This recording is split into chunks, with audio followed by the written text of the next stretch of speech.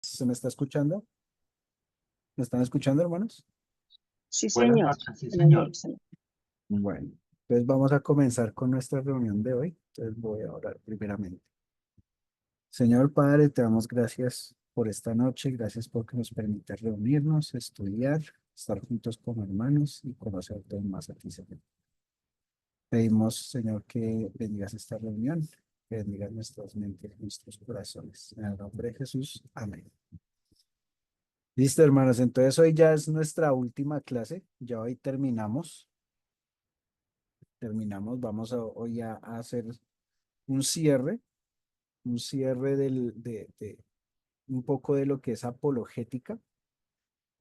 También haremos un cierre ya como tal del proyecto de Casiciaco, aunque no leemos los otros textos, sino solamente este. Vamos a ver, tal vez una conclusión general de todo lo que fue Casiciaco, que fue el retiro de Agustín. Y después, hermanos, entonces haré otra vez una explicación de lo que es el trabajo final, ¿listo? El trabajo final para que podamos comenzar a resolverlo. Podamos comenzar a resolverlo y las preguntas, por supuesto, que ustedes tengan. Hoy es el día de hacer todas las preguntas que aún queden, de hacer, si necesitan recordar algo de los primeros capítulos, de los primeros libros, lo pueden hacer, no hay problema. Entonces, hermanos, ¿listo? Em, hace 8 días terminamos el texto. Hace 8 días terminamos el texto. Y sin embargo, eh, faltaron algunas cosas por decir que yo quería venir y compartir con ustedes. Voy a compartir la pantalla. ¿La están viendo? Sí, señor. Sí, señor. Listo, hermanos. Entonces, este texto, este texto lo traje ya de contraacadémicos. Está ahí abajo, me quedó un poquito más la citación. Aquí es 3, por supuesto, el libro 3, 2044. 2044. Ya es la de las últimas partes, la última intervención de Alipio en esta conversación, en la cual hace un resumen muy estructural de cómo fue la apologética y cómo debe ser la apologética. Nosotros la vez pasada hablamos bastante y recordamos bastante lo que es la apologética según este autor, por supuesto, muy diferente a lo que es hoy en día la apologética. Pero miremos con cuidado lo que nos dice Alipio. Me es imposible mostrar, bueno, esta es otra versión, no la versión que ustedes tienen. Si ustedes tienen su versión, pueden verla. Está en 3:20:44. Me es imposible mostrar bastante admiración por la amenidad con la que se han tratado las cuestiones más espinosas, venciendo con fuerza las dificultades mayores, exponiendo con mesura las convicciones y vistiendo claridad virtiendo, ahí no es vistiendo, es virtiendo claridad sobre los puntos más oscuros, sobre los puntos más oscuros. Miremos hasta ahí un par de cosas.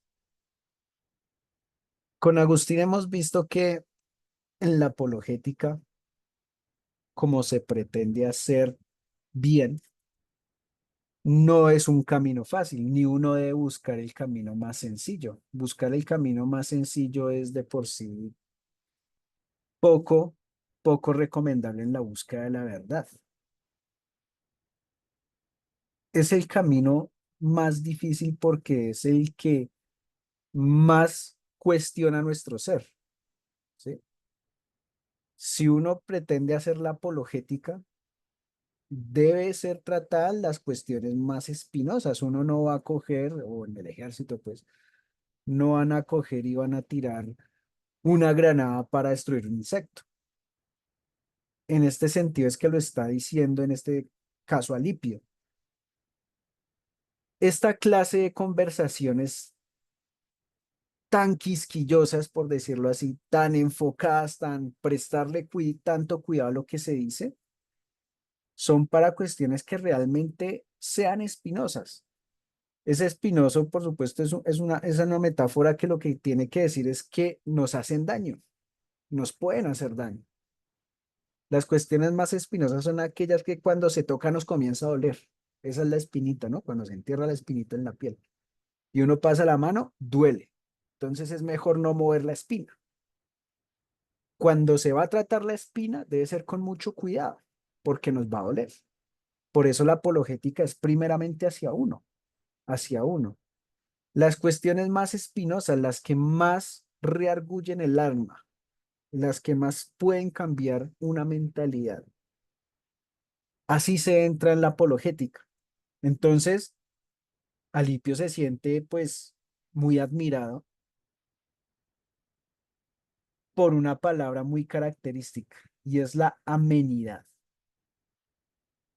Las cuestiones espinosas no se deben tratar en la dureza, pues, ni se debe entrar con dureza en una apologética,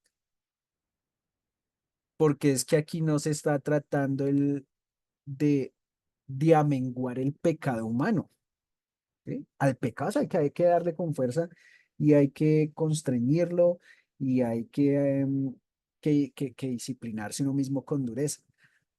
Pero aquí, cuando se tratan las cuestiones más espinosas, no es tratar su pecado, sino tratar los errores que uno tiene y que uno ha creído con verdad, creyendo que son verdad, tal vez durante mucho tiempo. Eso es una situación diferente a estar en pecado, ¿sí? Pecado es, por ejemplo, yo saber la verdad de algo y engañar a alguien. Entonces ahí no caben las cuestiones más espinosas porque es que yo ya sé la verdad. Lo que pasa es que estoy engañando, estoy cometiendo una falta. Pero cuando se hace esta política es porque hay una suposición de que hay un error que uno considera verdadero. Hay una honestidad en el error que uno está cometiendo. Ahí es cuando entran estas cuestiones espinosas. Las cuestiones espinosas no son porque uno engañe, sino son porque son errores que uno cree verdad, que uno está convencido que es así y que uno cuando puede que le enseñe a otro, lo está haciendo, está enseñando con honestidad lo que uno cree que es verdad, aunque eso sea falso. Ese es el problema del engaño, que muchos se engañan creyendo que enseñan una verdad. Y Agustín es muy, ustedes ya lo han visto porque hemos hablado bastante de esto, es muy caritativo en ese sentido de asumir en el otro que no hay un engaño, sino que la persona al menos, aunque esté equivocado, es honesto en decir que eso es lo que cree y que va a defender eso no porque sepa la verdad y esté engañando, sino porque cree que eso que es falso es verdadero.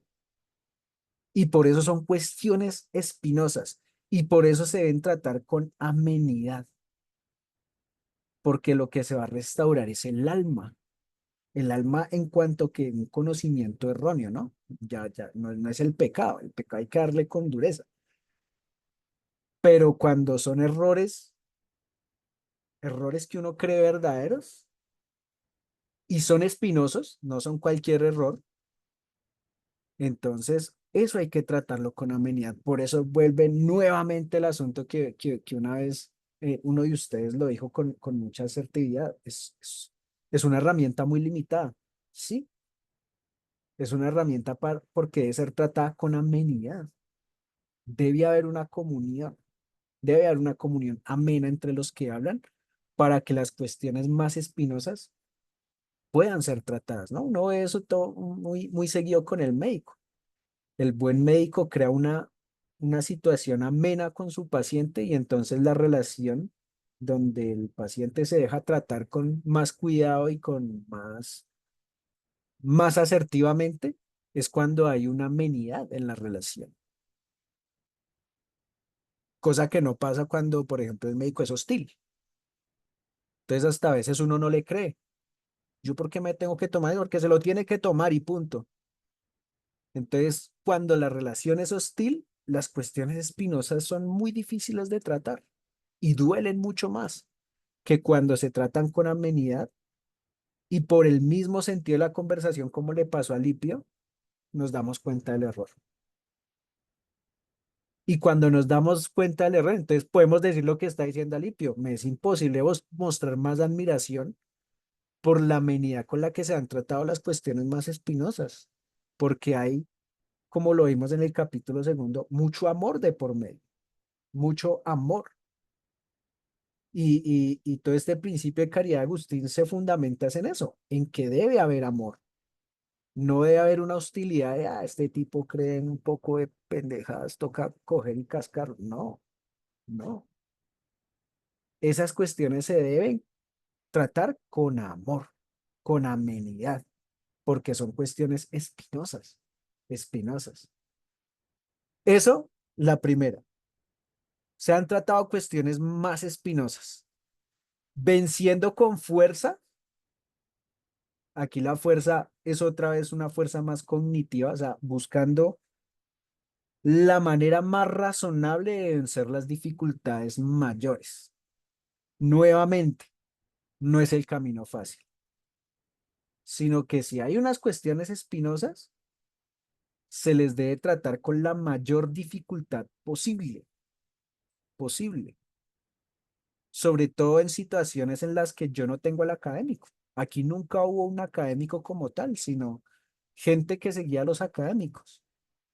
Entonces, cuando Agustín va a hablar como si hablara Carneades, ese hablar como si fuera Carneades no puede ser fácil, sino que debe exponer lo que dice Carneades de la manera más difícil, el argumento más difícil a vencer.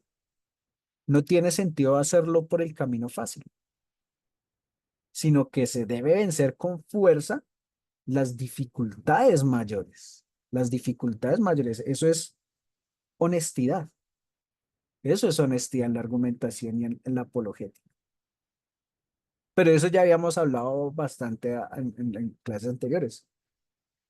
Exponiendo con mesura las convicciones. Fíjense, a las dificultades mayores se les da con fuerza, pero cuando se trata de decir lo que yo creo, se debe hacer con mesura. Eso es tener cuidado del asentimiento. ¿Se acuerdan?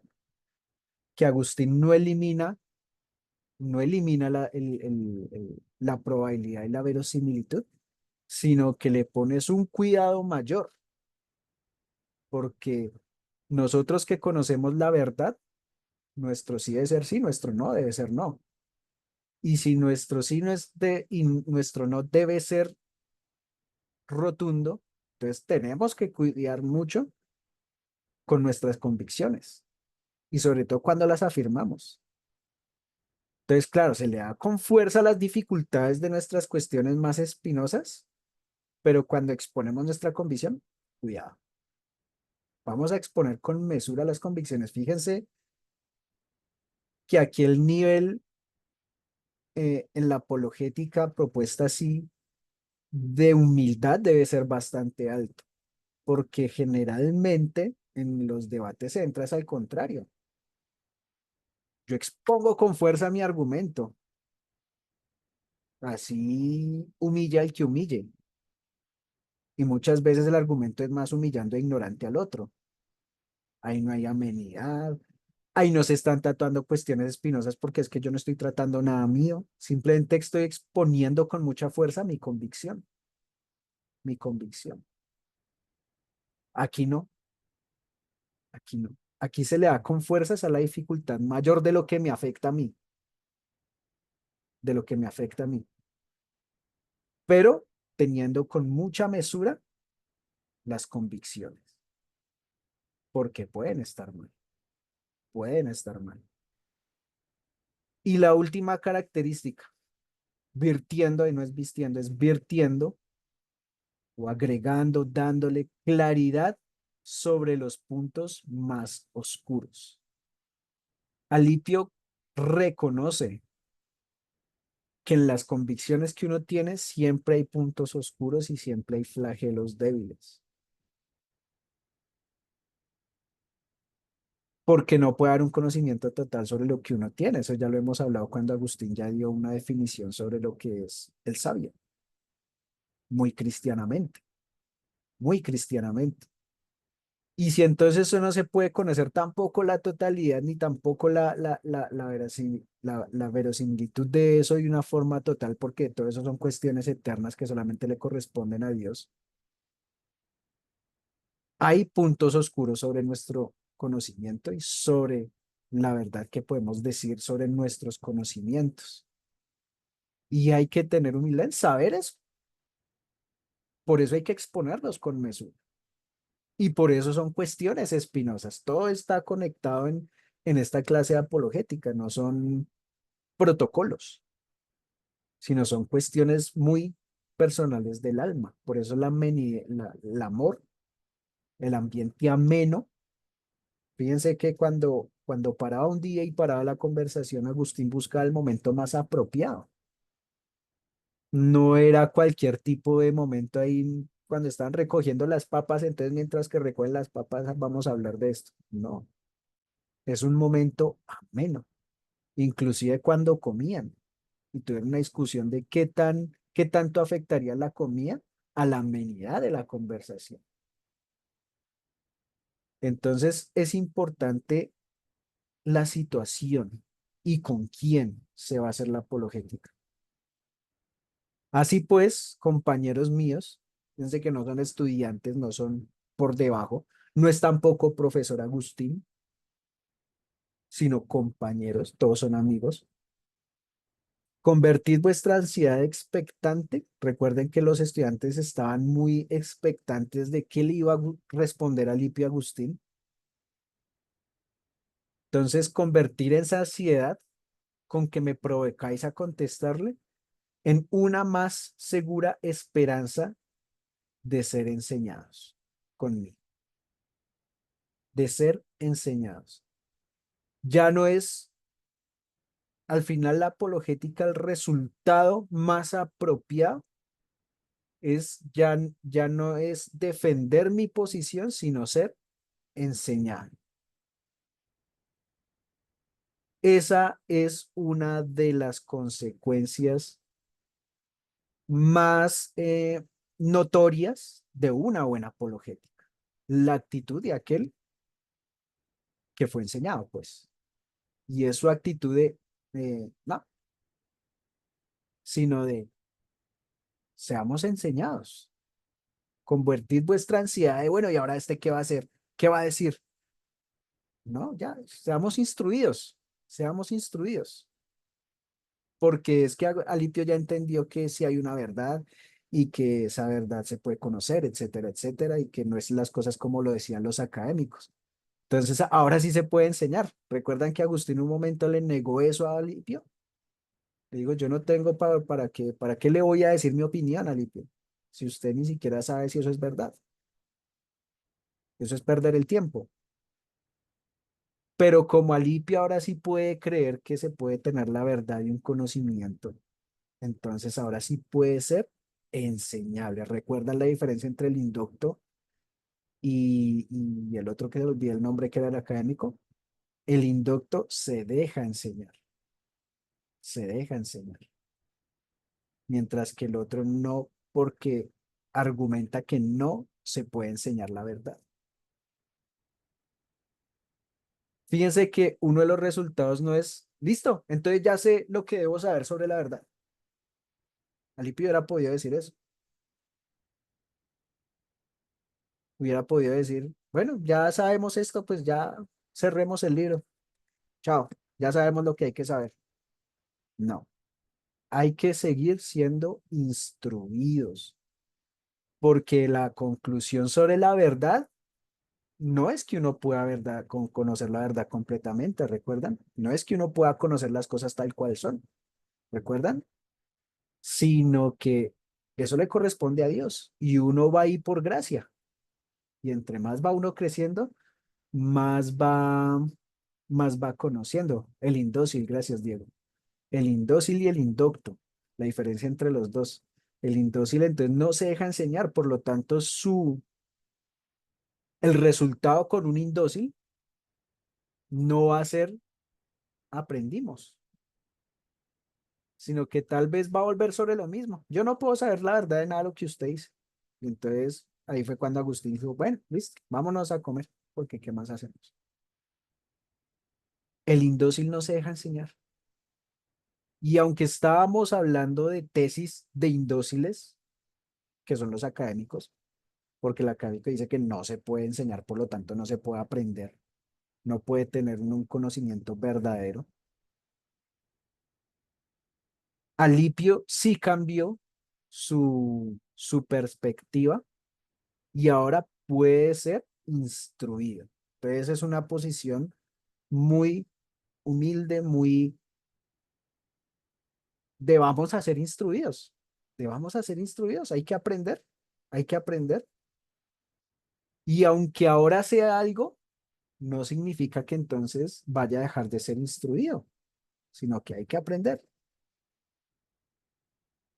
¿Y cuál es su esperanza, no? Por supuesto, como ya lo hemos visto en estos últimos capítulos, tenemos una guía que es capaz de llevarnos con la ayuda del Señor hasta los mismos arcanos de la verdad, de la verdad. Una última frase de Alipio donde ya reconoce por últimas que estaba mal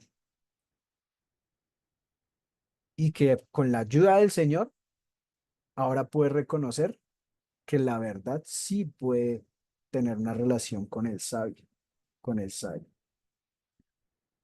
Entonces aquí ya se cierra, digamos, esta última,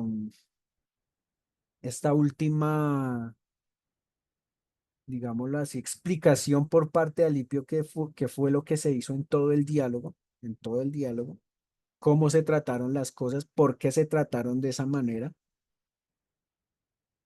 Y, y siempre quedamos como en esa posición media, ¿no? Que hablábamos de la vez pasada. En algún momento llegamos a decir que la, la apologética es necesaria, pero no suficiente. Y el buscar la verdad es necesario, pero no suficiente. Y llegábamos ahí, y aquí en esta última parte, Agustín nos voltea la cosa, y el buscar y la apologética no son ni necesarios ni suficientes, sino que se convierten es en una mera herramienta, herramienta. Al final, todo depende de que de la ayuda del Señor. Y la ayuda del Señor puede ser usando la herramienta o no usando la herramienta.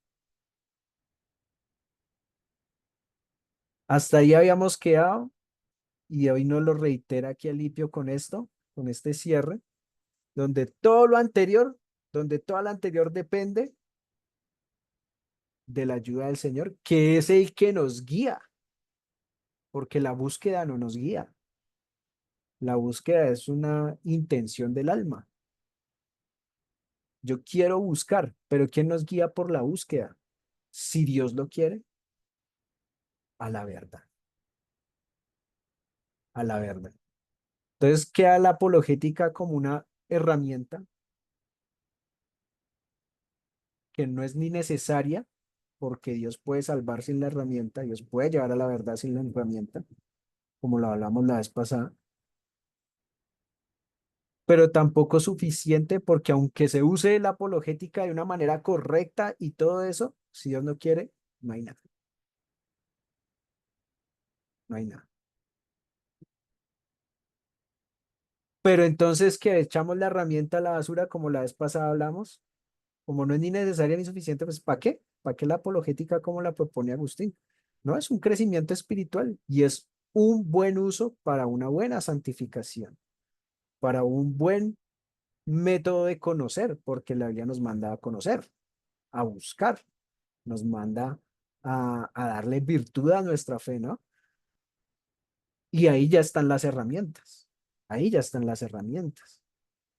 Entonces así queda la apologética, así queda como Agustín considera por medio de su texto que se debe manejar una búsqueda de la verdad, y si es una búsqueda de la verdad, una búsqueda del conocimiento. Recuerden que, por ejemplo, aquí exponiendo con mesura las cuestiones más espinosas. La verdad no es la única cuestión espinosa. Hay muchas cuestiones espinosas que atraviesan el alma de una forma dolorosa. Y todas esas cuestiones deben ser tratadas en este sentido, de esta manera de amenidad, de venciendo las dificultades mayores con mucha fuerza, de tener las convicciones con mucha mesura, sino siempre estar presto a aprender y sobre todo tener en cuenta cuáles son los puntos oscuros. Eso es una buena estrategia.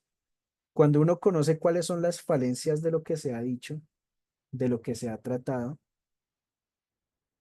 uno sabe dónde no meterse. Pero a veces muchos, por no tener una mesura en su convicción, en medio del diálogo y del furor en debates más que todo, se meten en temas que tienen muchos puntos oscuros y que ni siquiera ellos tienen claro. Y cuando con el que están hablando y el que están debatiendo se da cuenta de los puntos oscuros y toca la llaguita ahí, perdió. Y al final le toca la, la frase que en cierta medida es como la parte segura, porque es verdad, pero no lo están diciendo porque sea verdad, sino porque no tienen más que decir y la embarrar. Y es, los caminos del Señor son misterios.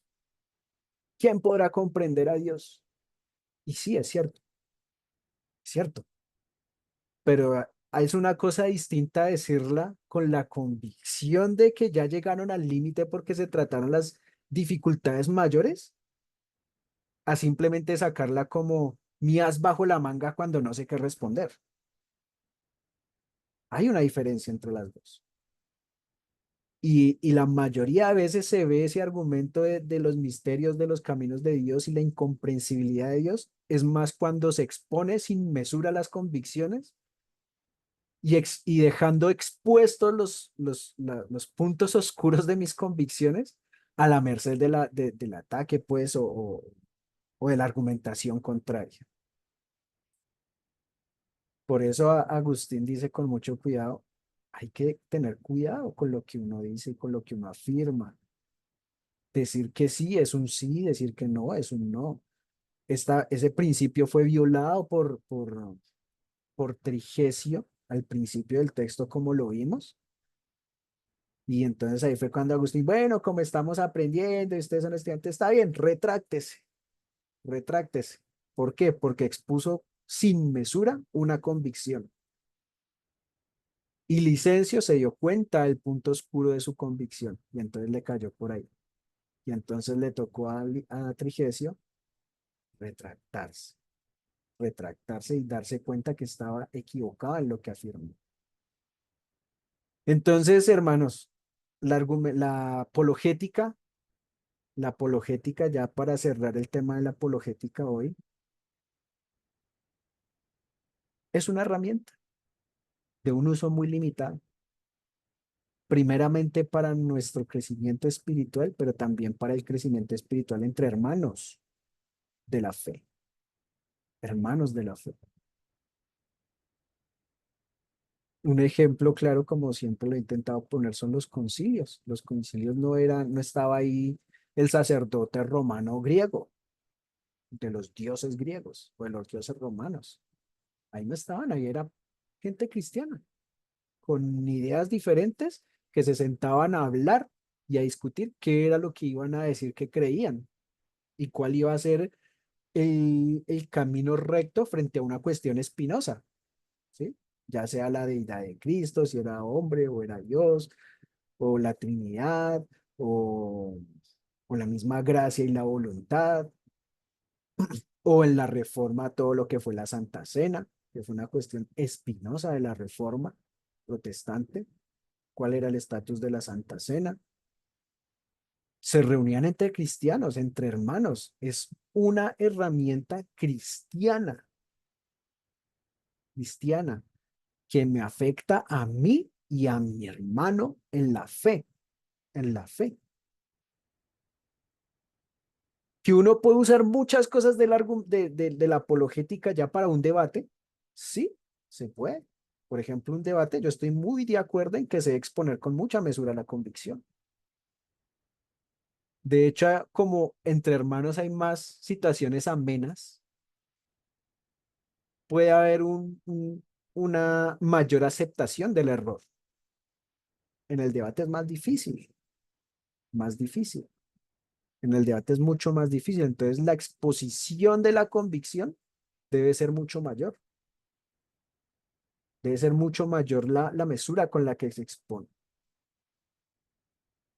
Entonces, esa es la apologética. Yo concuerdo con la opinión del hermano que en algún momento lo dijo. Es una herramienta limitada, limitada, limitada. No es para todo.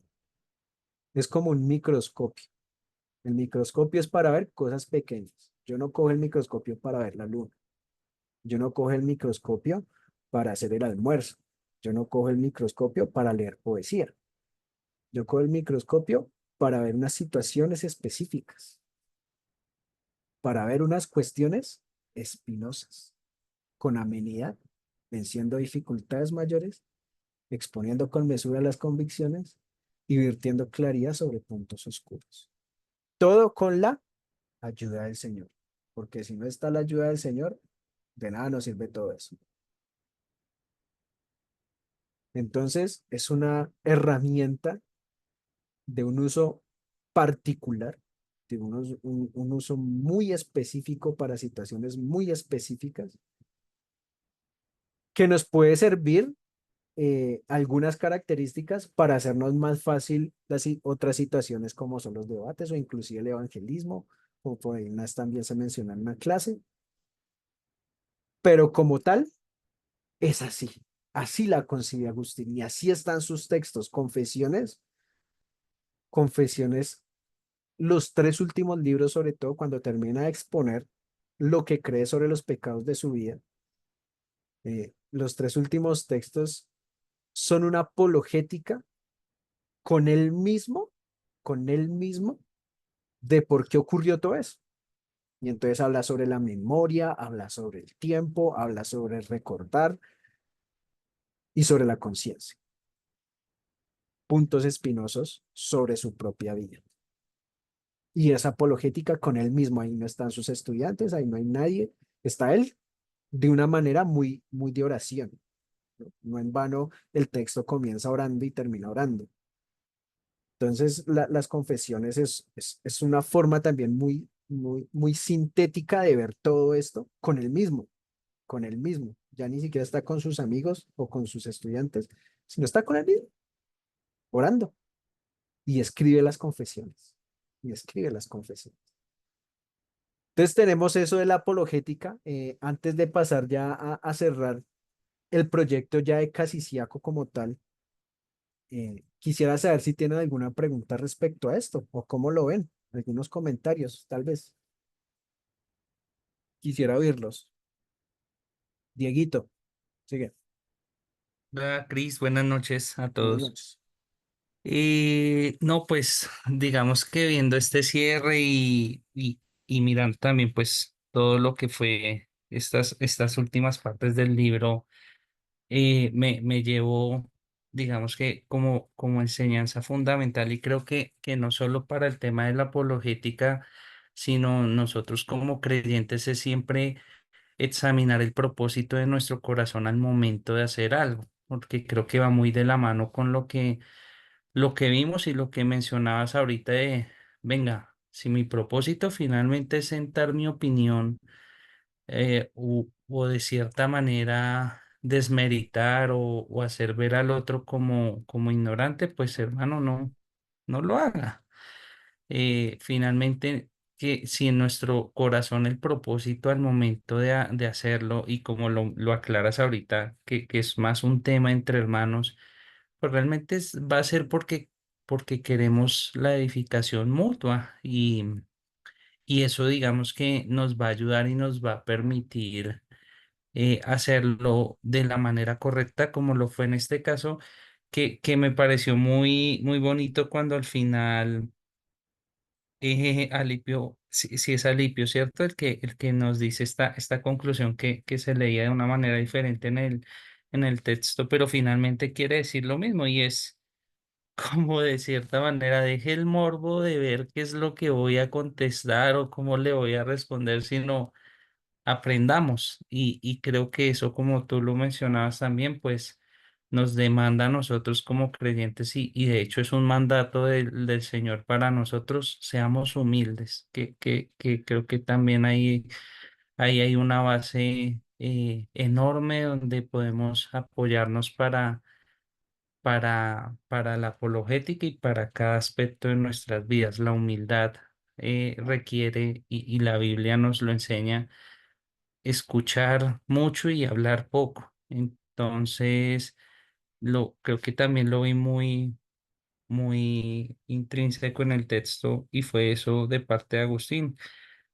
Creo que en la parte donde más habló fue ya casi que por petición, por decirlo así, de bueno, venga, ya díganos, y fue más escuchar y sobre lo que escuchó, pues irse guiando, no solo a ellos, sino él mismo, a encontrar la verdad que finalmente es lo que nosotros también anhelamos para las personas a quienes amamos, para nosotros mismos de decir, venga, ¿será que de pronto yo estoy errado en esto? Que esa sea la intención y pues me llevo eso muy contento pues con todo lo que uno aprende y asocia este libro pues con lo que ya Dios también nos ha enseñado en su palabra. Y bueno, no, pues gracias Cris porque también lo hiciste muy didáctico, muy sencillo de entender porque ese tema de busque esta respuesta o busque esta pregunta en lo que va a leer, de verdad que es una herramienta muy valiosa porque es un texto que no es difícil de leer.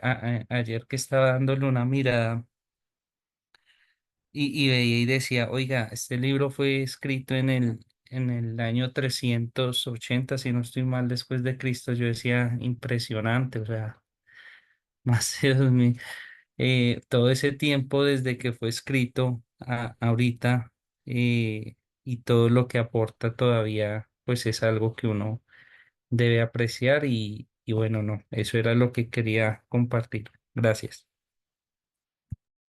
Gracias, Dieguito, por sus palabras y su opinión. Hermano Harold,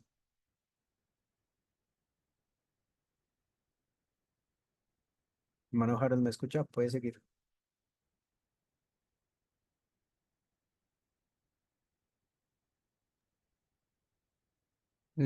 De pronto está en mute y no. No se da cuenta, sí, hermano Harold tiene el mute puesto Sí, ahí. ya, es que no encontraba el micrófono, perdón. Ya, ya, listo, dale. Aquí en el teléfono, porque estoy en el teléfono. Pues hermanos, buenas noches a todos. A Cristian, gracias, porque como dijo el hermano que estaba hablando, nos hizo a través de las preguntas, pues, entender algo un poco más del libro que de por sí es bastante difícil por el estilo. Eh, Me llevo, admiro el pensamiento de Agustín, o sea, para mí es un tema, yo a veces digo, wow. Es increíble el pensamiento de una persona como él en esa época, como lo decía antes, en el 300 y pico, y pues bueno, para mí es fácil para nosotros hoy en día teniendo todo lo que conocemos, pero el pensamiento de una persona como él me llevó una admiración impresionante y bueno, me parece espectacular. Pero hermano Cristian, yo quiero hacer un comentario, si se me permite, ya no a favor, sino en contra de dos cosas. Claro, hermano, Eh, hágale. no por el ánimo de criticar, sino hace ya muchos martes me da la vuelta, me da una idea, me da vueltas en la cabeza una idea.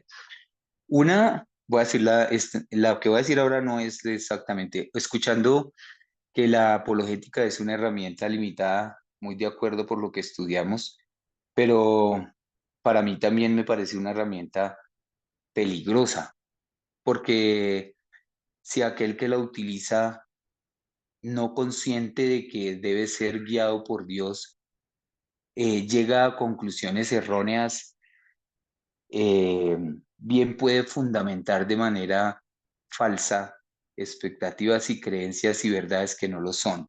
Y entonces, basado en la apologética, podría crear cualquier cantidad de falsas doctrinas, mostrando que podría decir que está basado en lo que Agustín, siendo un padre de la iglesia, le ha mostrado a través de la apologética.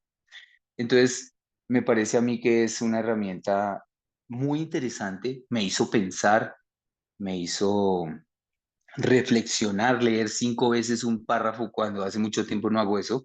Eso me parece maravilloso porque creo que me hizo pensar realmente. A veces estamos acostumbrados, o yo estoy acostumbrado a trabajar en automático y no pienso. Y el libro me ha hecho pensar, me ha hecho devolver y me ha hecho leer y releer y como que decir, pero ¿qué me pasa que no entiendo lo que dice? Sí, pero me parece una herramienta peligrosa. Quería decir eso y no sé si eso pueda ser dicho de esa manera. Uno.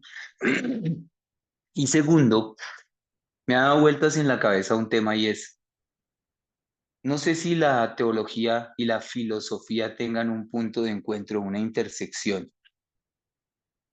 Veo que la filosofía está basada en encontrar la verdad y la sabiduría y muchos más temas con base a la razón y al pensamiento humano. Eh, y yo hoy en día, y todos nosotros creo, espero, creemos por fe y contrariamente a lo que la razón me dice, no necesito que la razón me muestre lo que yo hoy en día creo por fe. Eh, yo creo que Jesús resucitó y no tengo necesidad de que la razón me muestre porque la razón me diría que nadie puede resucitar.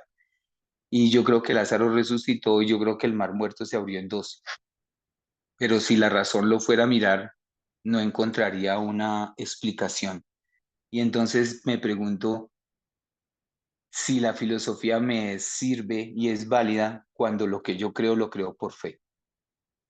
Esa era mi inquietud.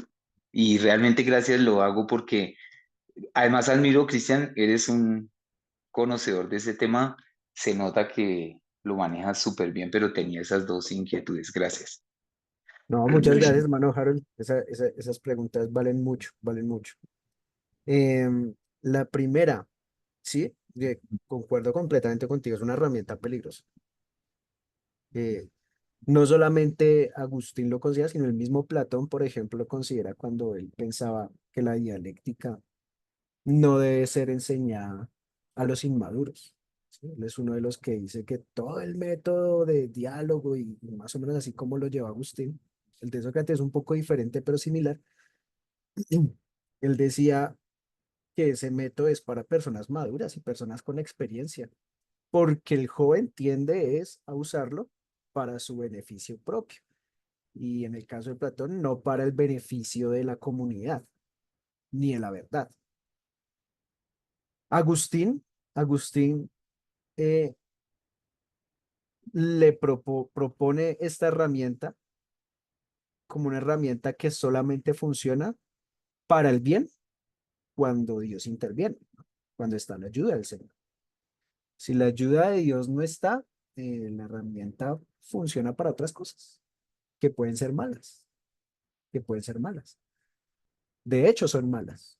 De hecho, más bien la única forma en que la herramienta pueda ser usada bien es si Dios permite que sea una guía para la verdad. Porque él lo propuso como en varias veces como disyuntiva, ¿no? O se va la verdad o se va el error.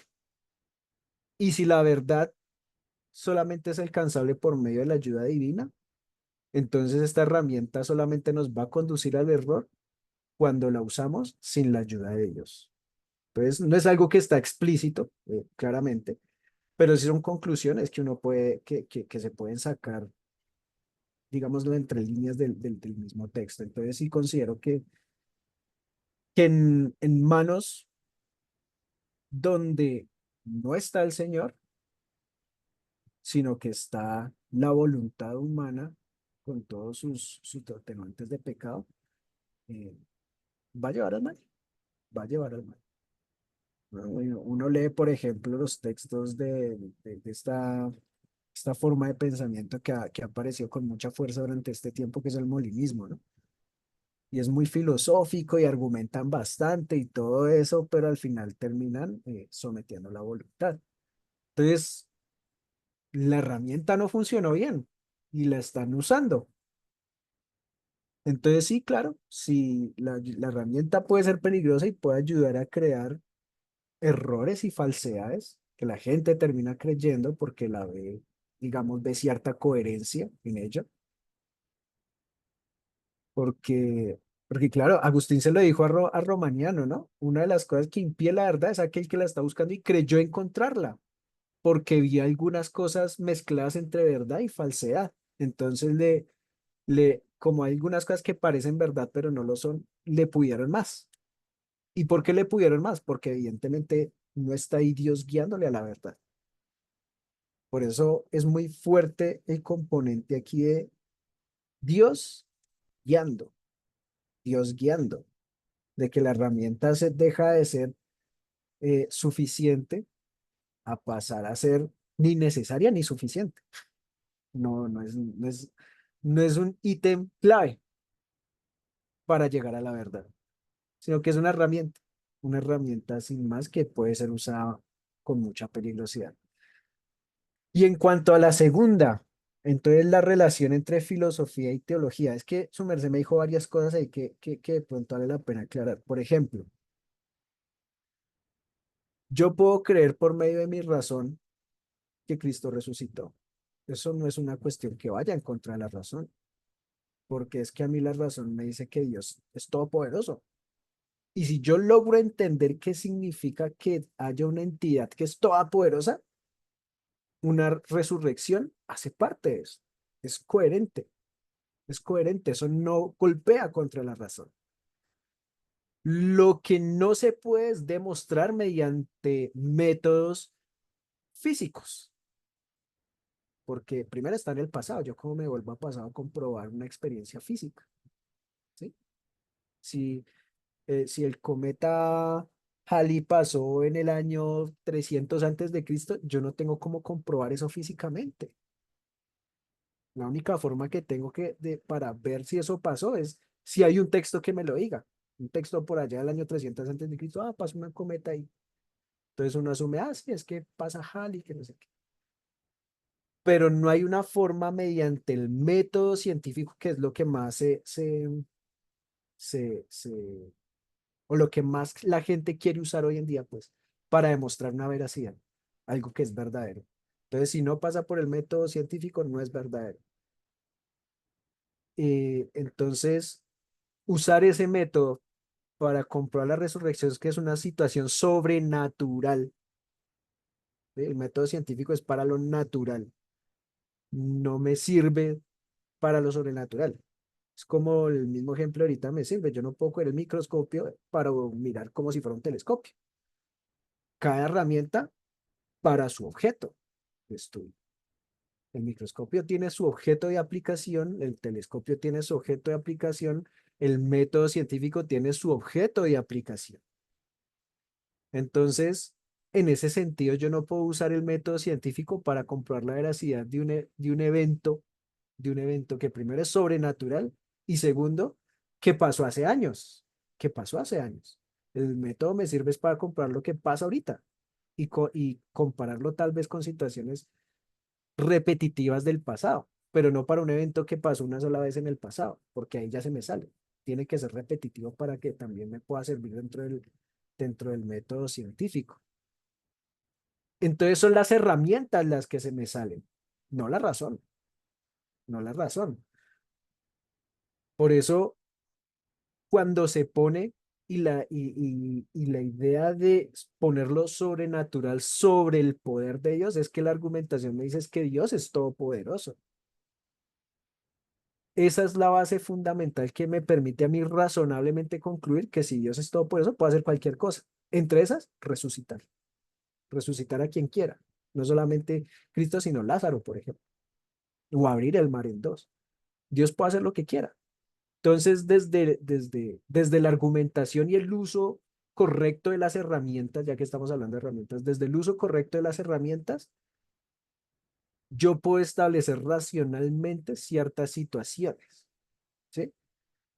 Ahora, no significa que entonces todo en Dios pueda ser objeto de estudio de la razón. La razón también es una herramienta. Por supuesto, también tiene su objeto de estudio y sus límites. Como hablábamos al principio, bueno, no recuerdo si al principio, en algún momento lo hablamos, eh, la eternidad por sí misma se me sale el objeto de estudio de la razón, porque como lo vimos con Zenón cuando hablábamos de las objeciones de los académicos a Zenón, una cosa cierta que dice Zenón es que las percepciones y la razón funcionan con cosas que pasan aquí y ahora. Nuestra razón está sometida con dos limitantes grandes que es el tiempo y el espacio. Nosotros no podemos racionalizar algo que esté por fuera de ello.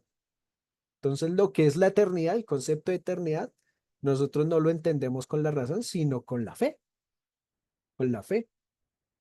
Y entendemos por medio de la fe que la eternidad es lo contrario a lo que es no eterno. Entonces, que es algo que no tiene comienzo y que no tiene un fin. ¿Qué significa eso? Pues eso es lo que se escapa a la razón porque nosotros pensamos es en tiempo. Entonces, decir, no, es que eso no es tiempo. Ya, ya comienza a dar golpe en la razón porque estamos usando un microscopio para ver la luna. ¿Lo ves? Como la razón me funciona es con tiempo y espacio, si yo comienzo a usar la razón para entender algo que está por fuera del tiempo y el espacio, es coger el microscopio y hacer el almuerzo con el microscopio. No, no cabe. No es que sea irracional, sino que no cabe. Estoy usando la herramienta incorrecta para un objeto incorrecto. Por eso la esencia de Dios no la podemos ver de una manera racional. No podemos entender tampoco la eternidad de una manera racional.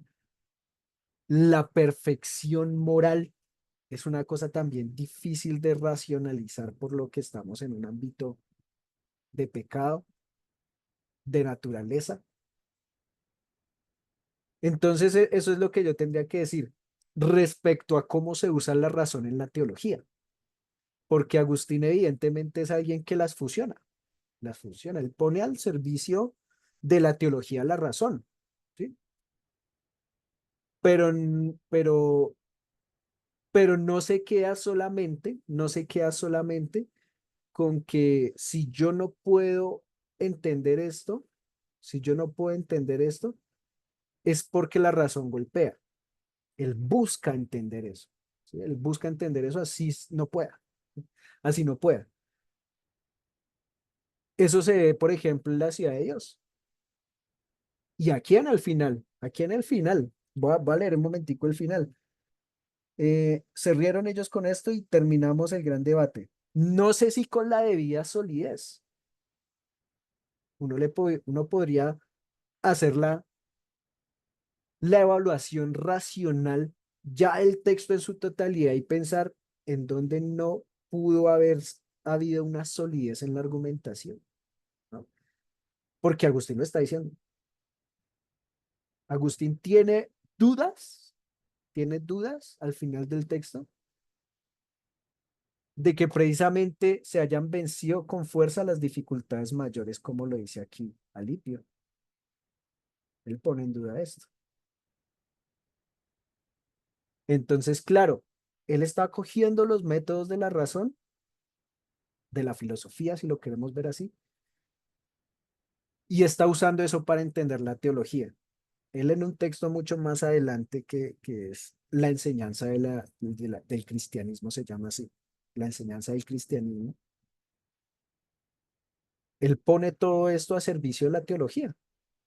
Él pone todas estas cosas de la filosofía a servicio de la teología porque si la filosofía, humanamente hablando, pues es el amor al conocimiento eh, y la búsqueda del conocimiento, pues es algo bueno. ¿Cómo vamos a decir que la búsqueda del conocimiento es malo si Dios es el conocimiento y es la verdad del conocimiento y todo eso? Pasa lo que dice el hermano. Cuando no está Dios ahí, la herramienta se nos convierte en una herramienta de llave que sirve para arreglar el carro, se nos puede convertir en el arma asesina cuando yo se la pego en la cabeza a alguien. ¿Culpa de la herramienta? Entonces es una herramienta, es una herramienta. Evidentemente, la dialéctica, la lógica, todas esas cosas de las cuales se sirve la ciencia hoy en día, de las cuales se sirve el ateísmo hoy en día, son herramientas, son herramientas. El uso de la razón es una herramienta. Y si la razón no es usada correctamente y se hace sobre todo con impiedad, recordemos que aquí en Agustín hay una gran porción de caridad frente al otro. Eso yo lo he repetido bastantes veces. Él tiene mucha caridad frente al otro. Hoy en día es muy difícil decir eso de las personas con las que uno habla, sobre todo en el mundo, de que las personas usan la razón de una forma maliciosa, ya no en error y con una honestidad, entre comillas, creyendo que su error es verdadero, pero que hay una honestidad en explicar su error, sino con la intención de ganar y una malicia, ¿sí? Agustín no considera esa malicia de una forma tan grande, sino que es muy bondadoso en ese sentido. En sus textos es muy fuerte esa característica. Él le da mucha bondad a lo que dicen los demás, ¿sí? Por ejemplo, le dicen algo directamente contradictorio y dicen, no, tú crees eso, pero entonces comienza a mostrar con mucho error con mucha paciencia su error, pero no pensando en que él le está diciendo eso para herirlo, por ejemplo, o para atacarlo de una forma como hoy lo pensaríamos que es el otro. Pero por supuesto, hoy en día yo también considero que es difícil pensar eso frente a un ateo que uno siente que lo hacen con malicia, ¿sí? Que a veces dicen cosas que uno sabe que ni siquiera ellos creen, pero lo dicen por atacar. Entonces ahí no hay una apologética. Ahí no hay tampoco ni siquiera habría un debate, sino hay una persona exponiendo sin mesura sus convicciones y de una forma indócil tras del hecho. Indócil, como lo dijo él antes. El indócil no habla para aprender, sino el indócil habla para no aprender, sino que los demás lo oigan, para ser escuchado. Ni siquiera Platón le hablaría a esa persona, porque Platón también considera que tendría que haber una iniciativa de la persona de querer aprender para poder establecer un diálogo correctamente. Aristóteles, por ejemplo, también, todos estos son filósofos griegos que también consideraban que aquel que pone en tela de juicio un principio universal, con ese ni se debe hablar. Un principio universal, ¿cuál es? Por ejemplo, que las cosas son o no son, una disyuntiva como la que propuso Agustín. Si alguien dice que las cosas pueden ser y no ser al mismo tiempo, como por ejemplo el movimiento progresista de hoy en día, con esas personas ni se debe hablar, porque no buscan aprender, ni siquiera hay el menor grado de humildad. Aquí Agustín lo dice, si no está Dios, no funciona. La herramienta no funciona. Y no solamente hablamos de la herramienta dialéctica y apologética acá, sino de la razón.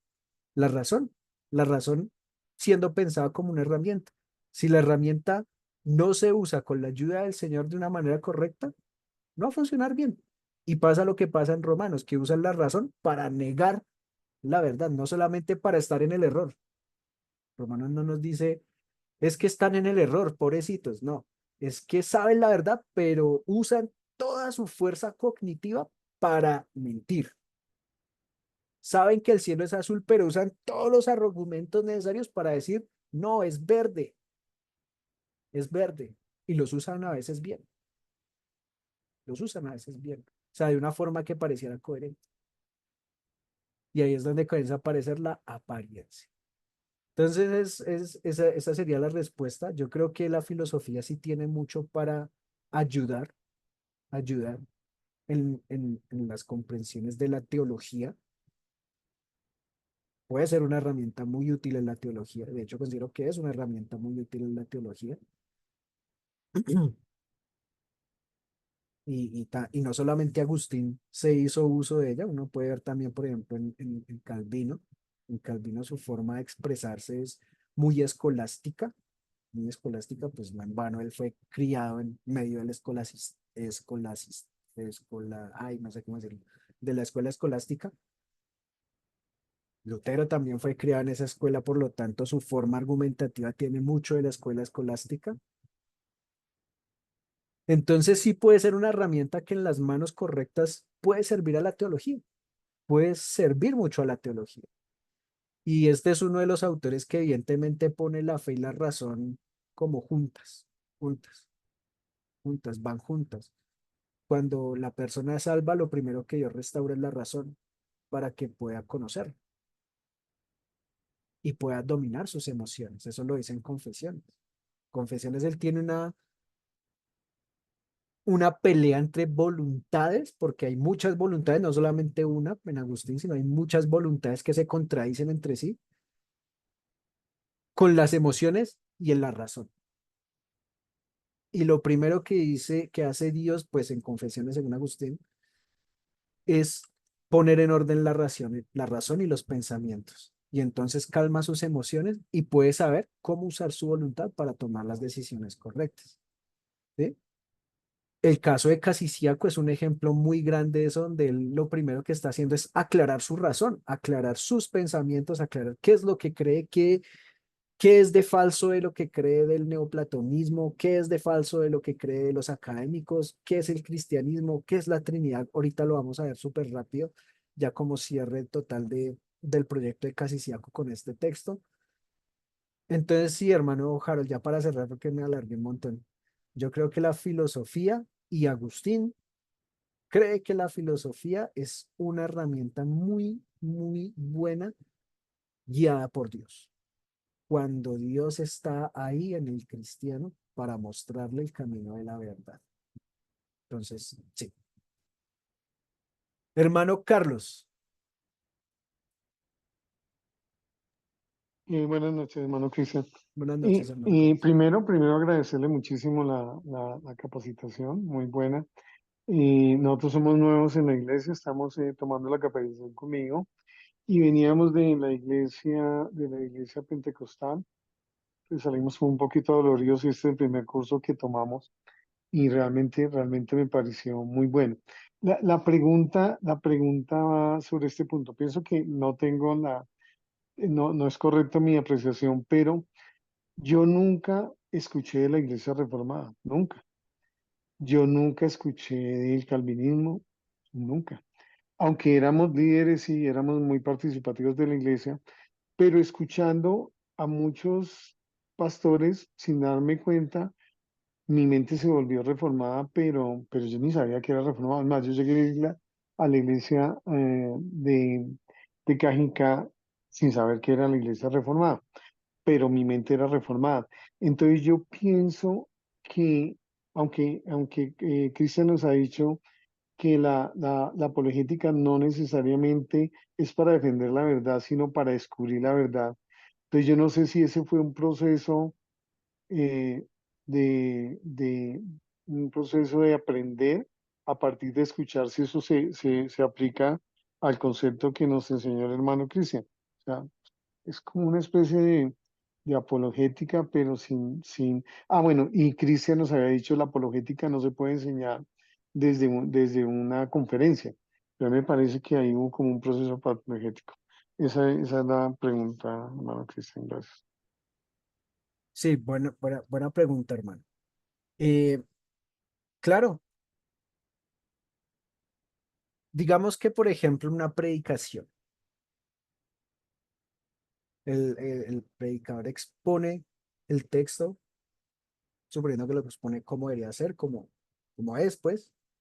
Dios está ahí, Dios reargulló el corazón y le enseñó que usted debe poner toda su confianza en él. ¿Sí? Ahí fue reargullo porque usted confiaba en el dinero.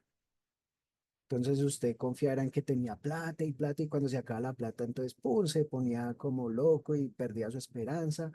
Y en esa predicación Dios le enseñó a que debe poner su confianza en Él y que Él es el que provee. Así tenga dinero o no tenga dinero, Él es el que provee. Le enseñó eso. Entonces usted sale el domingo o en el mismo culto, mientras que se está haciendo la predicación, usted comienza a pelear con usted mismo. ¿Por qué el dinero no es bueno? ¿Por qué Dios es mejor que el dinero? ¿Hasta dónde podría ser el límite? ¿Será que tiene un límite o no tiene un límite el dinero? ¿Será que el dinero entonces es malo o puede ser bueno tener dinero? ¿Será que todos los ricos entonces se van para el infierno porque no creen en Dios por solamente ser rico? ¿O será que puede haber algún rico que pueda creer en Dios sin perder su riqueza? Eh, Comienza a pensarse todas esas cosas y comienza, eso es apologética. Sin saberlo, por supuesto, sin saberlo. ¿Por qué es apologética? Porque usted está luchando contra usted mismo en búsqueda de un conocimiento verdadero. Y así es como la define Agustín en el texto. Sea con otros o sea con usted mismo. La apologética en este caso puede ser algo personal. ¿Sí? Cuando digo que no se puede dar expositivamente por el expositor, hablo, por ejemplo, de que el predicador no se puede poner a, a debatir con ideas interactuando con el público, porque eso no sería una predicación. La predicación expositiva en tanto que el predicador expone lo que está en el texto, ¿sí? Expone lo que está en el texto tal como tal. Pero que eso puede generar una apologética interna en cada uno, de hecho sería lo ideal y es donde está Dios rearguyendo los pensamientos del cristiano. Cuando uno se reargulla y tiene que cambiar aquellas convicciones, ¿no? Las convicciones que creía tenía bien. Y entonces resultó que no, resultó que sus convicciones no están bien. Y entonces comienza a vencer con fuerza, con la fuerza de la palabra que le está haciendo predicar el Espíritu Santo, las dificultades de eso que acaba de aprender. Y todo son cuestiones espinosas porque le duelen. Y por eso rearguye, porque duele. Duele que uno se dé cuenta que ha estado confiando en cosas perecederas toda su vida y que ahora tiene algo nuevo, que es confiar en algo que no puede ver ni tocar. El dinero lo podía contar con sus manos. Ahora le toca confiar en algo que está más allá de los sentidos. Eso reargulle y son cuestiones espinosas. Entonces, claro, eso puede generar una apologética en usted mismo. La apologética, como nos lo propone Agustín acá, no es una cuestión solamente de la gente, puede ser suya. Usted en su oración, en sus pensamientos, cuando usted lee la palabra ya en su intimidad y la palabra lo reargulle. Entonces, pero ¿cómo así que entonces dice esto? Entonces usted comienza a pensar y todo lo que he creído y todo lo que me toca cambiar ahora, eso es apologética, porque está cambiando ideas y convicciones suyas internas buscando la verdad. Así es como Agustín propone la apologética acá.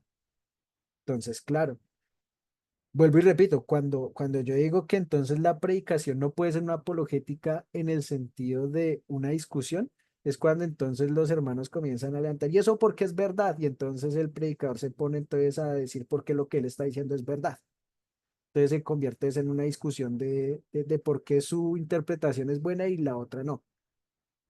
Ahí ya se pierde una predicación y por eso tal vez no hay preguntas en un culto, sino más en la escuela, que es un lugar más apropiado para que se dé una interacción de esa magnitud. Cuando la hermana preguntaba entonces si en el evangelismo, por ejemplo, ir a enseñarle a una persona en la calle y uno se encuentra con alguien que desconoce y por algún motivo comienza a hablar con él, uno puede establecer un debate con esa persona, pero para que haya una apologética, según lo que hemos visto, por supuesto, eh, tiene que tener unas características que es la amenidad y que haya una intimidad y que usted pueda tener no solamente, digámoslo así, súper coloquialmente, convertirlo, ¿sí? Como que yo les pongo mis pensamientos, usted se convierte a mis pensamientos. Eso no es apologética. Eso no es apologética. La apologética es donde ambos crecemos, donde ambos llegamos a un punto, que es el punto verdadero, que a veces es más cercano a mí o a veces es más cercano al otro, como por ejemplo en este caso que era más cercano a Agustín. El punto de Agustín no tuvo que cambiar muchas cosas, pero Agustín sí reafirmó muchas cosas, eso lo vamos a ver ahorita. Sí reafirmó muchas cosas. Entonces en la política crecen los dos. No es como convertir, no estoy hablando de convertir en ese sentido cristiano de nacer de nuevo, sino de que el otro entonces ahora crea lo que yo creo. Lo convertí a mis pensamientos, así mis pensamientos sean verdaderos. Eso no es apologética. Eso es persuasión, tal vez. Yo expuse lo que creo y lo expuse de tal manera que el otro, uy, sí, tiene sentido y creyó lo mismo que yo. Eso es persuasión y tiene muy buena retórica para lograrlo de esa manera. Pero lo mismo, como hablamos ahorita con el hermano Harold, la retórica y la persuasión son herramientas. Si Dios no está ahí, yo puedo usar eso para el mal. Y por eso Hitler tenía muy buena retórica y Hitler tenía muy buen poder de convencimiento para convencer a todo un país de irse contra el mundo. ¿Sí? Si alguien sabía cómo exponer sus ideas, era Hitler. Un muy buen orador, un muy buen reto que cogió su arma, que cogió esa herramienta y lo usó de una manera demasiado perversa. Pero la apologética acá es para crecer juntos, no para exponer mis ideas, no para convertir al otro a mis ideas.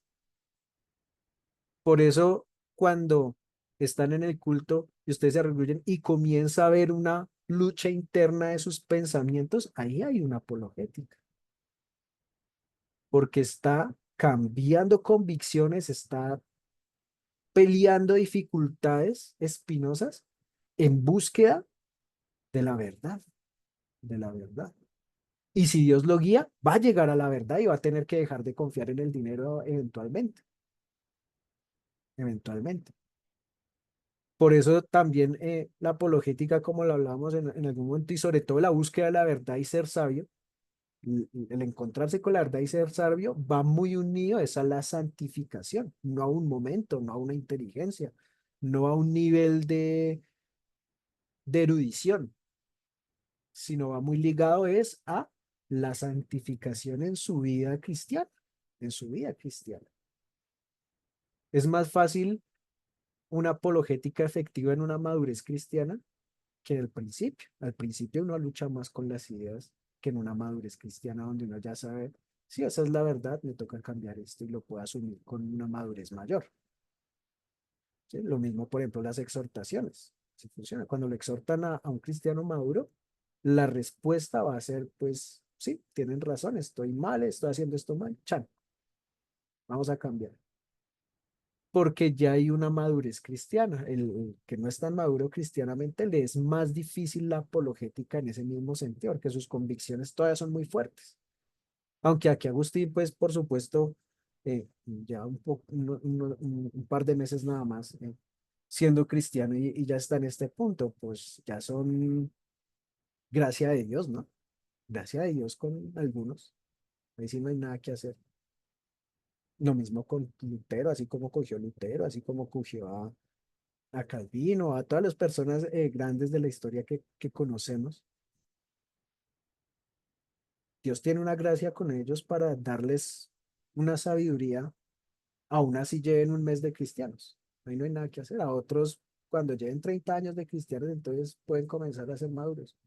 Es, es una santificación que ya depende de la voluntad de Dios y de su providencia, ¿no?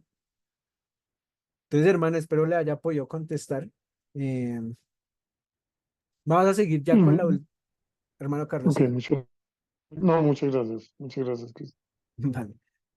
Vamos a continuar ya con la última partecita que es ya finalizar el proyecto de Casiciaco. Es muy sencillo.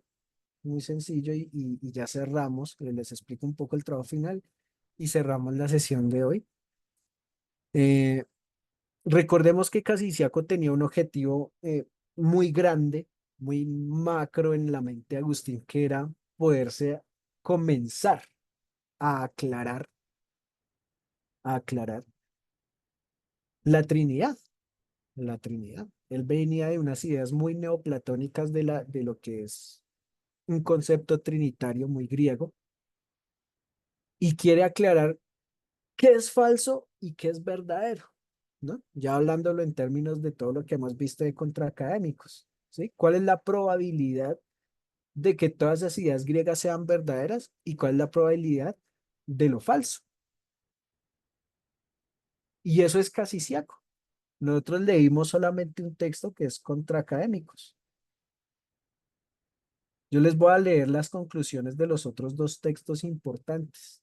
El primero es el del Padre, ¿no? La vida feliz.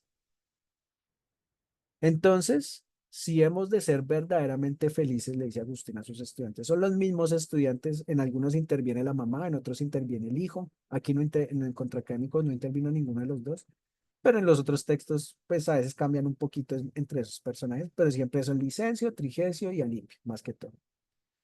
Entonces, si hemos de ser verdaderamente felices, hemos de serlo a través de Dios.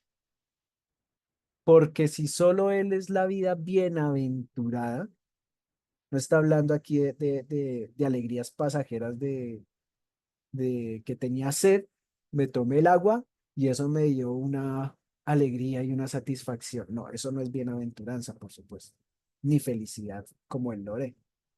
Si solo Él es la vida bienaventurada, el alma que quiere ser bienaventurada debe adherirse a Él. Solamente quien quiere ser feliz debe adherirse a Él, viviendo y disfrutando de Él sin fin, sin fin. O sea, para ser feliz se debe someter el disfrute, que ya es como el placer, ¿sí? Jonathan Edwards tiene un escrito muy fuerte frente a eso, sobre lo que es el placer espiritual. Y entonces solamente cuando todos los placeres que ya son más más temporales de nosotros, de acá de la humanidad, de cuando me duele algo, no me duele, o algo me causó felicidad o no. Cuando sometemos todo eso a pegarnos a él, entonces ¿qué? Se está en el camino de la vida bienaventurada, ¿sí? Porque aquí no se puede ser feliz en esta vida, en el sentido de bienaventuranza, ¿no? O sea, completamente feliz en esta vida. Siempre van a haber situaciones que lo hagan a uno triste o que lo pongan a uno a dudar, etcétera, etcétera. La vida bienaventurada, la vida feliz, es cuando se está adherido al Padre.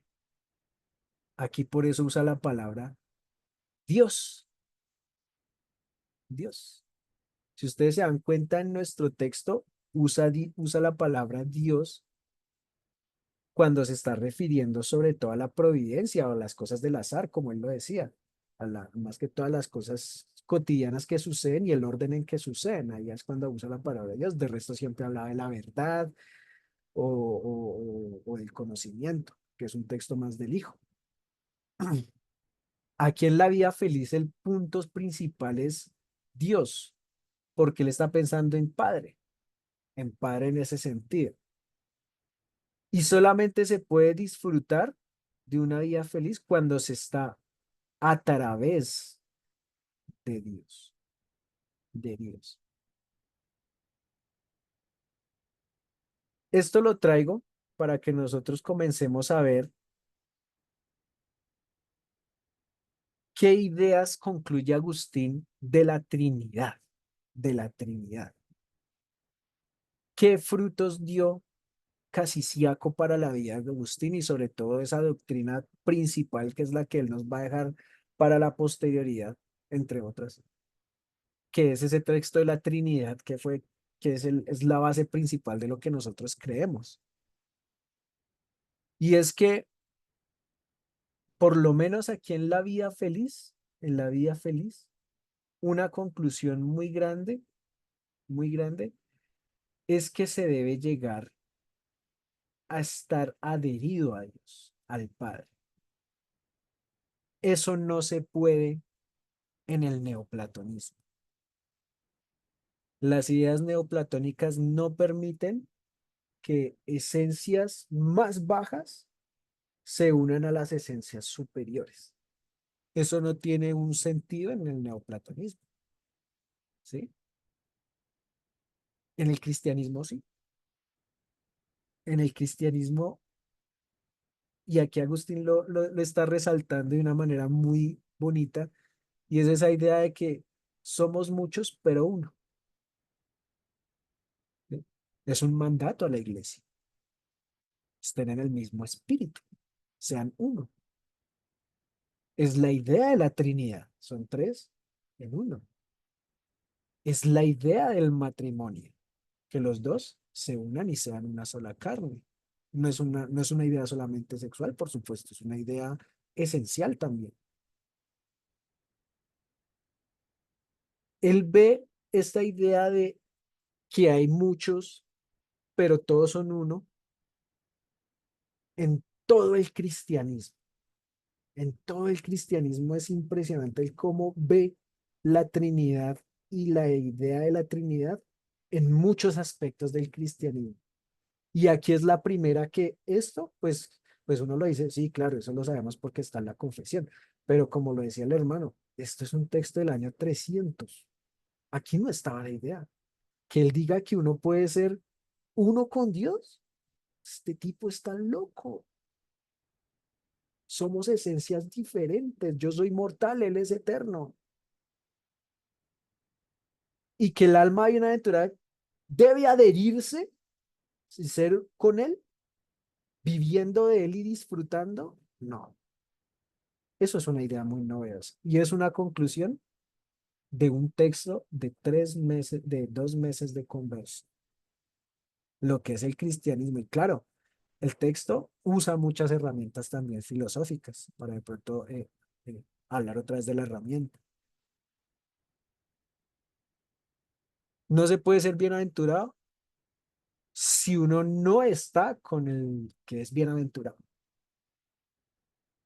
sea, Dios. Y esto es importante, no a través, porque es que hay una a través y aquí es donde entra contra Caín. Esto ya los reyes se rieron ellos con esto y quería poner el se rieron ellos con esto porque es que es impresionante. En el texto que nosotros leímos contra Caín solamente hubieron 2 veces de risas. 2 veces. Una, cuando todos primero lloraron porque se acordaron de Romaniano que está en el mundo y quieren que se convierta y que ojalá estuviera ahí con ellos en Casiciaco. Entonces Licencio se puso a llorar por su padre, hizo una oración y entonces después volvieron otra vez a hacer un chiste.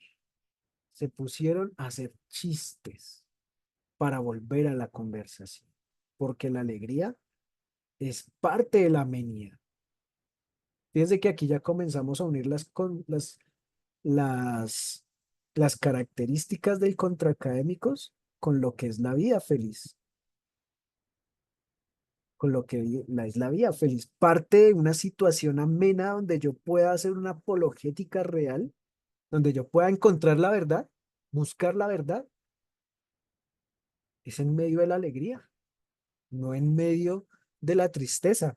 Por eso muchos autores concuerdan en que la conversión es una situación no solamente triste, sino que es agridulce, porque hay una tristeza de saber que soy un pecador, pero al mismo tiempo está la situación de que fui salvado. Es una situación agridulce, donde yo entonces estoy triste porque soy un pecador y no he hecho sino embarrarla toda mi vida, pero al mismo tiempo se está subsanando porque Cristo reemplaza todo eso. Entonces es una situación agridulce, está la felicidad mezclada con la tristeza. Muchos concuerdan con ello. Y aquí la situación es similar. Dentro de la situación escamosa de cambiar mis pensamientos, tiene que estar la felicidad. Y por eso es que pueden hacer chistes de eso. ¿Ustedes no se preguntaron eso? ¿Cómo fue que Licencio no se ofendió por ese chiste que le hizo Trigesio?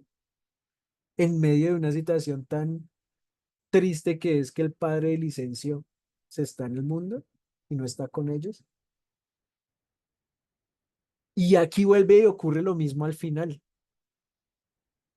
Agustín, ellos se están riendo porque Agustín le pone una responsabilidad a Lipio que le corresponde a él, que es ser maestro. Eso lo hablamos un poco en la clase pasada, ser maestro. Como Alipio ya cree que se puede conocer y conoce la verdad, entonces ahora puede enseñar. El que no cree en conocimiento ni en la verdad, en conocimiento es cómo va a enseñar algo sin siquiera saber si es verdadero.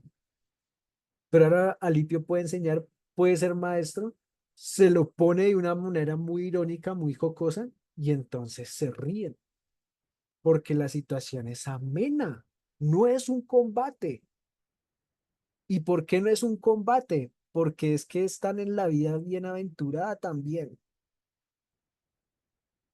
Están en una vida bienaventurada, no se separan, no se separan. Por eso, bienaventurado el que llora, ¿no? Porque recibirá consolación. Están las dos.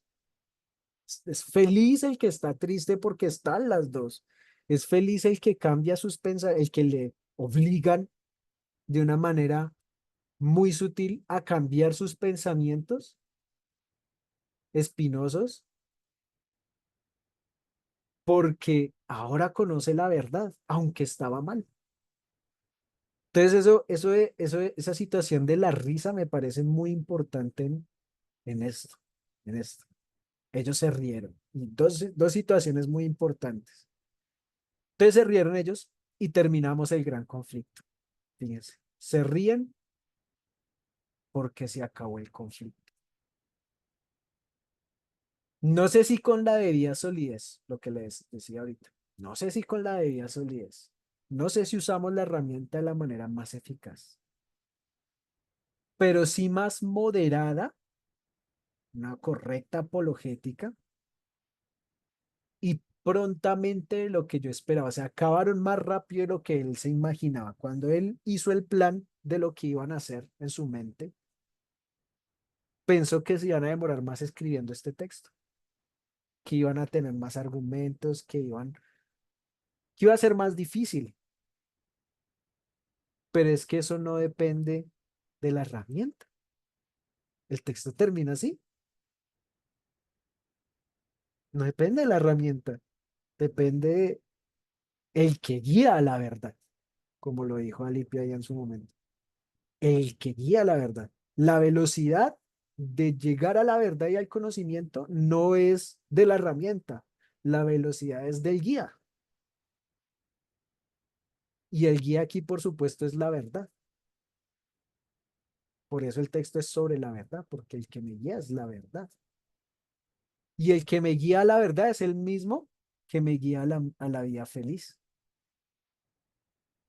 A la vida feliz. Están muy conectados los dos textos. Y ahora miremos el tercero, que trata sobre el Espíritu Santo y el orden de la providencia en la vida. En cuanto a mí, dice Agustín, pienso que esta discusión ha sido suficientemente amplia y extensa, porque si bien no hemos sido capaces de comprender todo lo que hay que decir sobre el orden divino, hemos demostrado al menos que en todo lo que existe y sucede, debemos confiar en la bondad y en la sabiduría del Creador. Fíjense el orden.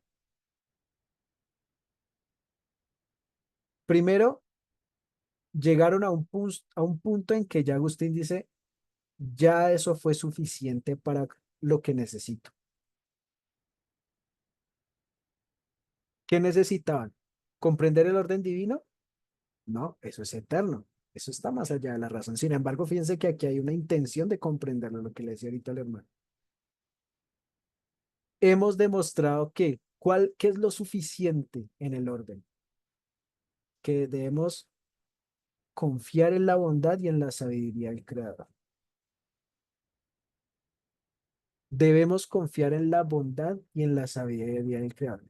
Claro, Y es que si mis fuerzas no son las que me llevan, ni son las que marcan la velocidad de lo que es un conocimiento, de lo que es ser sabio, de lo que es tomar decisiones correctas y no equivocarme, de lo que es la vida feliz.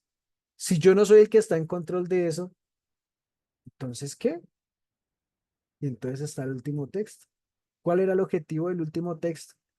Confiar en la bondad y en la sabiduría del Creador. No en la herramienta.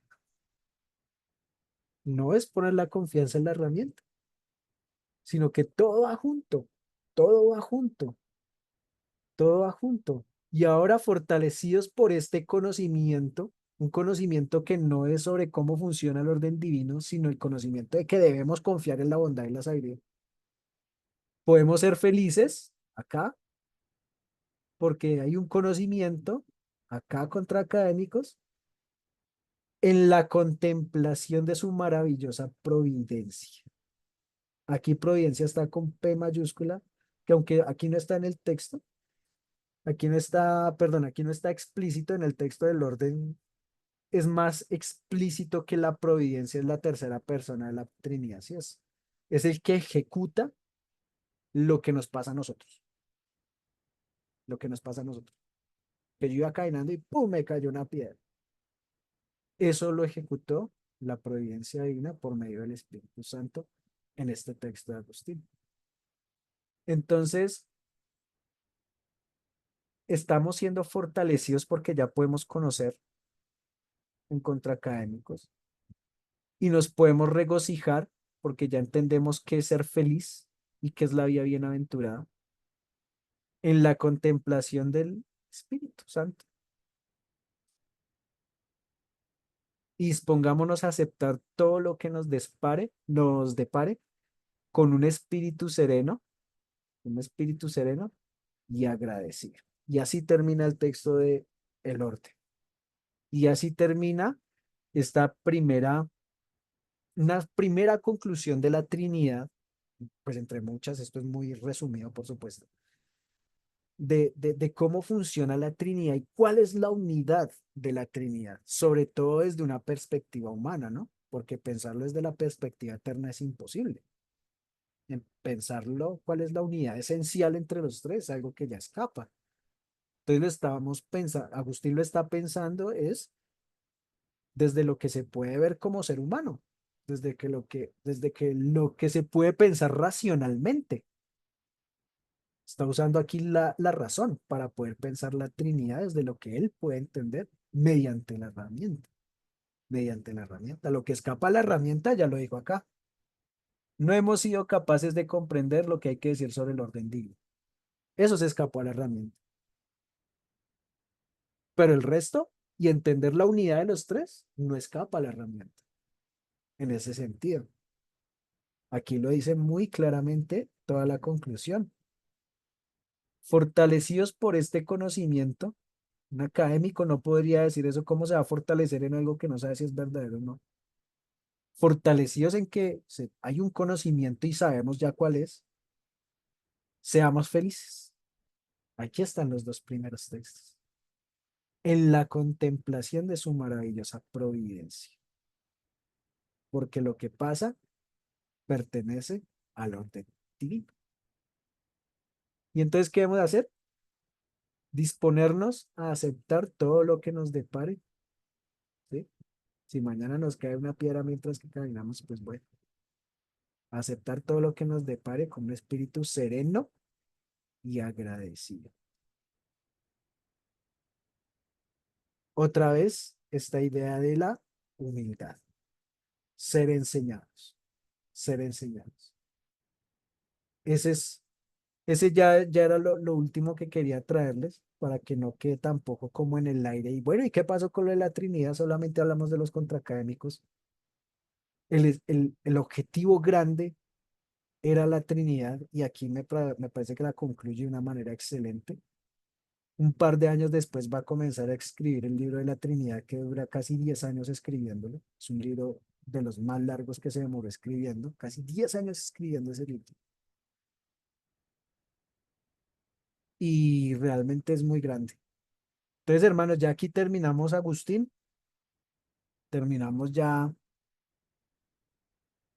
el contenido pues de la academia de este curso, pero pues podamos haber sido muy, pues con los comentarios que di, por supuesto, también instruidos en qué podemos hacer y qué no podemos hacer con el uso de la herramienta, saber que no es necesaria ni tampoco suficiente, sino que evidentemente todo depende de la providencia divina, pero que es una herramienta que nos puede ayudar sobre todo si la aprendemos a usar y principalmente si la providencia de Dios está con nosotros.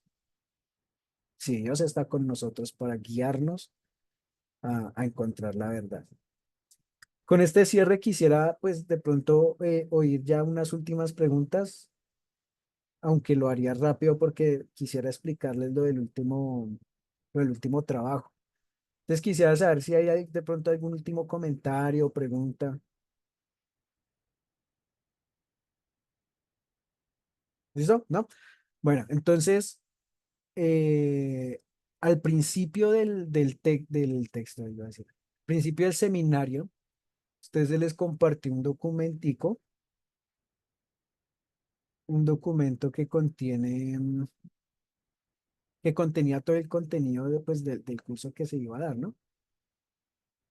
Ese texto nos dice cuáles son las preguntas que se van a manejar en el trabajo final. Lo estoy intentando abrir, pero ahora me aparecen los errores. Quisiera que lo abrieran, quisiera que lo abrieran para que lo pudiéramos ver todos. Mm, un poco me puedo abrir. Es simplemente para que miremos las preguntas del texto final para que quede claro qué es lo que hay que hacer. No sé si de pronto Marce esté por ahí que me pueda ayudar a abrirlo porque no logré abrirlo acá y compartir la pantalla. Cris, ¿dónde está? ¿Cómo se llama el archivo? Qué pena. El archivo se llama Guía del Estudiante. Va. Guía del Estudiante está en Classroom también. Está en Classroom también. Preciso, no me dejó abrirlo acá ahorita.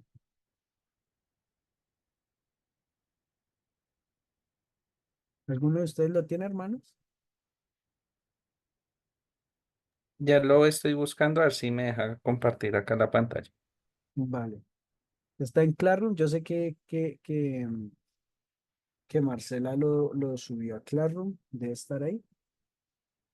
Porque a mí ahora me está fallando y no me deja abrir. Hermano, aquí lo tengo. ¿Quiere que comparta pantalla? Sí, muchas gracias. ¿Sí lo deja? Permítame. Permítame.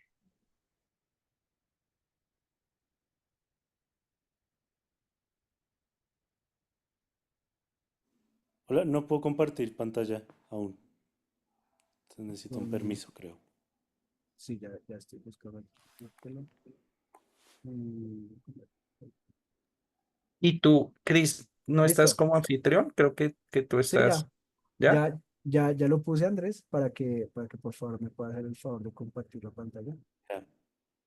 Ese es. Entonces quisiera que me ayudaras a bajar. Tareas y evaluación. De semana responder las preguntas enviadas. Al final del curso de entregar un trabajo escrito. Este es el que quiero hablar. Las preguntas son las siguientes. ¿Quiénes son los académicos y qué pensaban? Esa es la primera pregunta, ¿sí? Entonces ahí me hacen un parrafito diciéndome quiénes eran y qué pensaban, ¿sí? Más que todo, los argumentos, ese orden que llevamos de cuál era la argumentación y qué era lo que pensaban, o como ustedes lo puedan exponer de manera más fácil, qué es lo que piensa un académico. ¿Listo? De los académicos de Agustín. Los académicos de Agustín. Segundo, explique y dé dos ejemplos de la expresión darle la vuelta al argumento. ¿Listo? Esto es como ustedes lo quieran. Nosotros vimos este método apologético de qué es darle la vuelta al argumento o cuál es la vuelta hermenéutica. En Classroom están las diapositivas, lo puse ahí con el nombre entre paréntesis, el que explica esto para que por si lo quieren volver a ver. Y dos ejemplos que ustedes se inventen o se acuerden de los que vimos en clase. En la clase vimos varios ejemplos de esto. ¿De qué es darle la vuelta al argumento? ¿Listo? Dos ejemplitos. Ustedes me dicen, por ejemplo, y me lo explican. Dos veces. El segundo, explique y dé dos ejemplos de la verificación por sustitución, sujeto predicado. Eso fue lo que vimos sobre los condicionales. Lo mismo, me explica el uso del condicional y dos ejemplos de cómo funciona el condicional. Dos ejemplos pueden ser o correctos o dos ejemplos, esto es incorrecto de hacer y entonces me muestra qué es incorrecto de hacer con el condicional. Como ustedes lo quieran. Dos ejemplos, ya sea correctos o incorrectos, y explicando cómo funcionan los condicionales. Esa es la verificación por sustitución sujeto predicado. Y el último punto, ya es básicamente cómo ustedes recibieron. De hecho, es muy cercano a la pregunta del hermano Harold. Ustedes me van a explicar en sus palabras, como ustedes lo entiendan, cómo ustedes creen que se relaciona el cristianismo con el escepticismo. El escepticismo es el académico. Esas herramientas no, sino esas ideas académicas, ¿en qué se relacionan con el cristianismo? ¿Tienen algo que ver o el cristianismo las desecha? ¿O qué diría el cristianismo sobre eso que nos propone el escéptico? Por ejemplo, esa idea de que no se puede conocer algo en su totalidad, o esa idea de que la verdad uno nunca la va a conocer en su totalidad en la vida. Me van a explicar qué diría el cristianismo de esas ideas en un ensayo muy corto de ustedes con sus palabras. eh, Esto de mínimo no era, perdón, es máximo una página. O sea, no se gasten más de una página escribiendo eso. No es mínimo, sino es máximo. Máximo una página, que el texto no pase de una página. ¿Listo? El ensayito que ustedes me van a hacer. Explicando qué relación hay entre el cristianismo y el escepticismo. Entonces son esos cuatro punticos. Recuerden que lo de los dos ejemplos, o sea, lo de dar la vuelta al argumento y la verificación por sustitución, son dos métodos argumentativos, apologéticos, dialécticos, que están explicados muy específicamente en dos diapositivas. ¿Listo? Entonces ustedes se van a Classroom, miren las diapositivas por si no recuerdan qué es y listo. ¿Vale? ¿Tienen alguna pregunta de qué es lo que hay que hacer?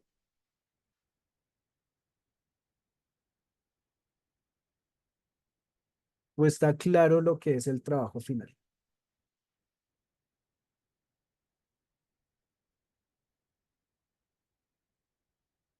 ¿Todo súper claro? Listo. Sí, muchas gracias. Listo, hermanos. Entonces, en esta semana yo le escribo a Marce y miramos qué fecha para entregar este trabajo. Si dentro de la realización del trabajo tienen alguna duda, me escriben por el Classroom o me envían un correo ahí por Classroom. Lo pueden hacer preguntándome. Entonces quedamos pendientes y pues listo, terminamos, hermanos. Les felicito por haber terminado el texto. Sé que es un texto largo, es un texto difícil, antiguo, una forma rara de escribir, que a veces es confusa, que a veces es como que no dice nada, pero da vueltas y vueltas, pero todo tiene un motivo para esas vueltas, pero lo hemos logrado, hermanos. Entonces, felicitaciones. Eh, Vuelvo y repito, si tienen alguna pregunta, no duden en hacerla en este momento o por Classroom. Y nada, nos estamos entonces hablando, hermanos. Muchísimas gracias, profe Cristian, muy amable por todo. Quedamos entonces pendientes para la fecha de la entrega del trabajo. Feliz noche para todos, que descansen. Listo, hermanos. Entonces, Dios me los bendiga y Gracias, que Dios hermano los Cristian. bendiga. Muchas gracias, hermano Cristian. Muchas Gracias por gracias, su profe paciencia. Cristian. Bendiciones. Muchas gracias. Gracias.